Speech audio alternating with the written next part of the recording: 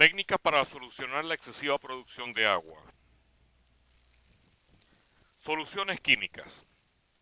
Los métodos químicos que son válidos para el control de flujo de agua son de una variedad muy amplia de polímeros base agua y aceite. Cuando se diseña un proyecto para el control de agua con soluciones químicas, se debe considerar el propósito, características físicas y químicas de la solución utilizada para no afectar el yacimiento, ni a corto ni a largo plazo. Adicionalmente, debe tenerse en cuenta las condiciones de yacimientos a las cuales se va a colocar el tratamiento.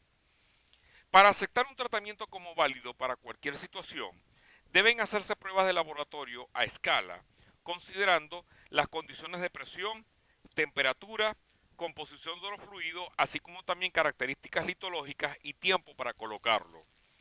Ahora nos preguntamos, ¿por qué utilizar métodos químicos? En cualquier caso que se presente alto corte de agua, es debido a que la movilidad del agua es mayor a la del petróleo, pero no es el único factor porque hay otros tales como grados API, temperatura, presión, mojabilidad, entre los más importantes. De hecho, las herramientas mecánicas o métodos convencionales como cementación forzada se encargan de bloquear la producción de agua, así como la de petróleo. Ahora bien, aplicar geles inorgánicos resulta un método que se utiliza generalmente para aislar y reparar zonas invadidas de agua.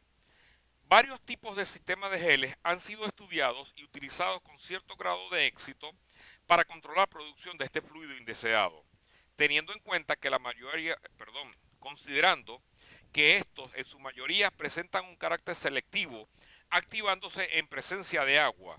Son los llamados tratamientos inteligentes. En líneas generales, se tienen cuatro tipos de tratamientos químicos para control de agua que se inyectan a presión inferior a la de fracturas, tales como bloqueadores de permeabilidad o geles, reductores de permeabilidad, bloqueadores de permeabilidad selectivo y modificadores de permeabilidad relativa. En cuanto a los bloqueadores de permeabilidad o geles, debemos indicar que, como su nombre lo indica, estos materiales obstruyen el espacio poroso evitando el movimiento de fluido, generalmente por medio de la reacción química retardada y controlada que permite inyección profunda del material antes que éste reaccione formando un gel tridimensional. Son buenos ejemplos las soluciones de silicato de sodio activadas internamente con ésteres de urea o resinas aminoplásticas. Otras opciones incluyen resinas y látex o soluciones de polímeros que gelifican en respuestas a temperatura, salinidad o pH para formar precipitados coagulados o geles tridimensionales, tales como los obtenidos por resinas látex o fenólicas. Es importante agregar que los sistemas más conocidos se basan en poliacrilamidas reticuladas como cromo y PBA, es decir, alcohol polivinílico, reticulado con glutaroaldehído. Estas son soluciones de baja concentración bombeadas en un estado no reticulado, por lo que tienen baja viscosidad. Se activan dentro del pozo, la temperatura las pone en acción y controlada por reguladores de pH forman un gel de obturación de alta viscosidad. Ninguno de estos materiales es selectivo y tapan poros que contengan hidrocarburos o agua por igual. Por tanto, requieren de medios de colocación selectivas para evitar que se tape la zona productora de aceite o petróleo. Estos tipos de tratamientos pueden ser aceptados si el único factor en la producción de agua es la conificación. En el caso de zonas con flujo preferencial, se produce una reducción en la producción de petróleo. Suelen ser de corta duración y comercialmente inaceptables. En cuanto a los retardadores de permeabilidad o reductores, estos materiales también tapan el espacio poroso, restringiendo el movimiento de fluido, pero no precipitan, no se hinchan ni se viscosifican, tanto en presencia de hidrocarburos como lo harían en el caso de estar en un ambiente acuoso. Es importante agregar que el efecto neto es una reducción de permeabilidad efectiva al agua por un factor mayor que la reducción de permeabilidad en petróleo. Sin embargo, aunque la reducción de permeabilidad al petróleo podría ser más del 90%, dependiendo del sistema seleccionado, el aislamiento mecánico puede ser aún más necesario como con bloqueadores de permeabilidad. Adicionalmente, los materiales base agua preferidos son los derivados de resina de madera que forman un precipitado coloidal que se aglutina formando una masa gelatinosa en presencia de agua. Estos materiales no mencionan en presencia de hidrocarburos, sino que el precipitado se disuelve parcialmente en poros donde la saturación es mixta. Otros materiales similares para usos en fluidos base aceites incluyen el tetrametilo, ortosilicato y el etilsilicato, que reaccionan en presencia de agua y forman un gel rígido de sílice. En cuanto a los bloqueadores de permeabilidad selectivo, debemos indicar que nuevos sistemas basados en surfactante viscoelástico aniódico, mejor conocido como BAS por sus siglas en inglés, han sido recientemente introducidos para el control de agua. Estos sistemas son únicos y completamente diferentes a los utilizados previamente con respecto a ubicación y taponamiento del medio poroso. El surfactante viscoelástico aniónico en presencia de cationes produce geles de muy baja viscosidad efectiva cuando está sometido a alta velocidad de corte. De muchas maneras, estos geles son semejantes a aquellos producidos por reticulados de polímeros insolubles. Sin embargo, como el gel está libre de sólidos, puede ser bombeado o inyectado en el yacimiento en condiciones matriciales, es decir, por debajo de la presión de fractura. Debido a la composición química única de este sistema especial BAS, los hidrocarburos lo rompen al contacto y se activa su viscosidad en presencia de agua salada. Esto libera solamente los poros con saturación residual de hidrocarburos, dejándolos libres y mojados por agua. De igual manera, los poros son con alta saturación de agua, por otra parte, quedan bloqueados con un gel de alta viscosidad. Es importante recordar que la ruptura de gel no es instantánea y que por lo tanto se puede obtener una respuesta inicialmente lenta de los poros tratados con estos sistemas. Es importante destacar que el desarrollo original de fluidos base-base fue para obtener un fluido de fractura sin el uso de polisacárido. En la siguiente figura, con el ajuste de cationes, concentraciones y pH se obtiene una variedad de alternativas de fluido de alta viscosidad y excelentes propiedades de transporte. De hecho, los fluidos base-base constituyen una familia con inmejorables propiedades que redundan en una efectividad a más largo plazo.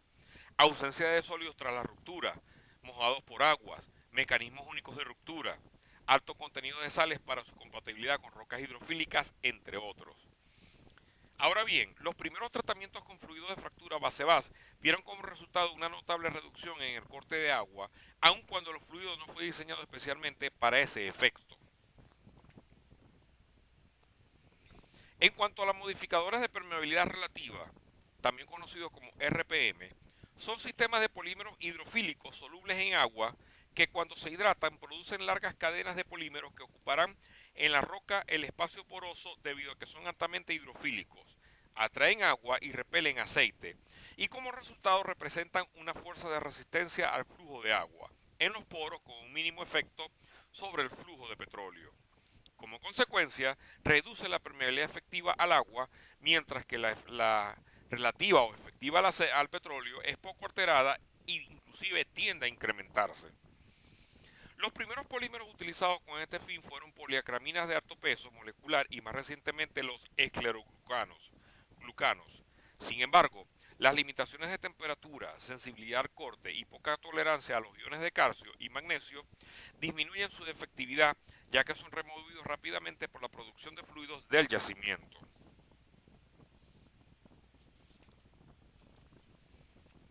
Seguidamente, se han desarrollado RPM de mayor efectividad agregando radicales cargados a poliacrimidas que forman así terpolímeros anfóteros. Esto mejora tanto su sensibilidad al corte, temperatura y tolerancia a las sales como su adhesión a la roca. Más recientemente, un terpolímero, vinil-amida, ha sido introducido para reemplazar poliacrimidas anfóteras en pozos de condiciones más difíciles, debido a que ofrecen una mayor resistencia al flujo de agua. Así se ha expandido el rango de aplicación a situaciones más exigentes. Estos incrementan la resistencia al flujo de agua en el orden de 2 a 100 veces. En cambio, el aumento de resistencia al flujo del petróleo es por mucho un orden de magnitud mucho más bajo y nunca mayor que 2. Es importante agregar que estos tratamientos son los más seguros con respecto al mantenimiento de la producción de petróleo y lo que tiene mayor probabilidad de éxito en el control de agua cuando se colocan correctamente. Ahora bien, los cambios en el entorno, tales como pH, salinidad o baja presión, alteran su efectividad y durabilidad del tratamiento.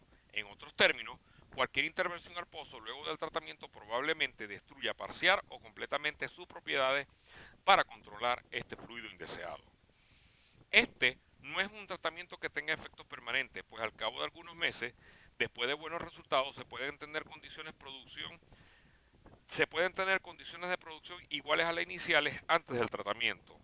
No importando cuán pequeño sea la duración del efecto, debe hacerse un balance económico para saber si es rentable o no implementar este método y justificar debidamente. Es importante acotar que los modificadores de permeabilidad relativa son considerados tratamientos con fluidos inteligentes por el hecho de que son capaces de sellar zonas productoras de agua, manteniendo abiertas zonas productoras de petróleo. Estos tratamientos desarrollan automáticamente un sellado selectivo, pues gracias a sus propiedades químicas solo son capaces de reaccionar en presencia de agua, siendo así que en las zonas donde solo hay una pequeña porción de agua no serán capaces de reaccionar al menos no al grado de sellar poros. Tal como se reflejan en las imágenes anexas, los tratamientos químicos requieren que la colocación del fluido sea precisa. El core tubing con empacaduras inflable permite colocar la mayor parte de los fluidos de los tratamientos sin riesgo de afectar las zonas productoras de hidrocarburos.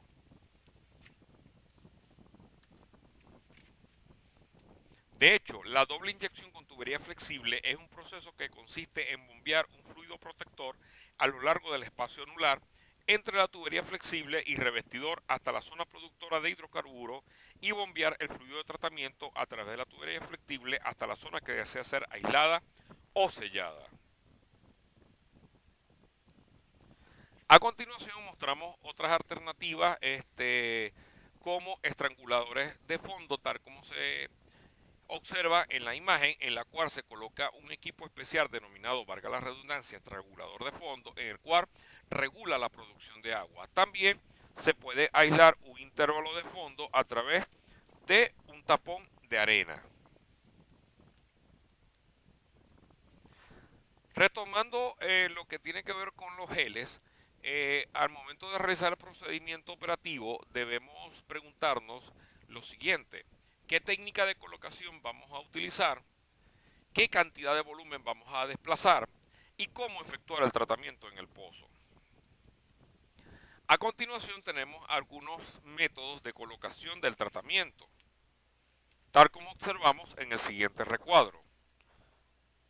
Por ejemplo, sin equipo de reparación, siendo el pozo el tipo productor, donde podemos utilizar bien sea la tubería de producción en la cual se debe aplicar una inyección sencilla.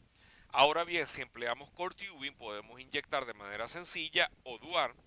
Ahora, en el caso de utilizar equipos de reparación o workover, podemos utilizar una tubería franca para una inyección sencilla, una tubería de trabajo. Con core tubing podemos aplicar tanto inyección sencilla como inyección dual y con retenedor igualmente. A continuación observamos una imagen ilustrativa de una inyección sencilla de tratamiento gelificante. Y finalmente observamos un tratamiento doble, una inyección doble.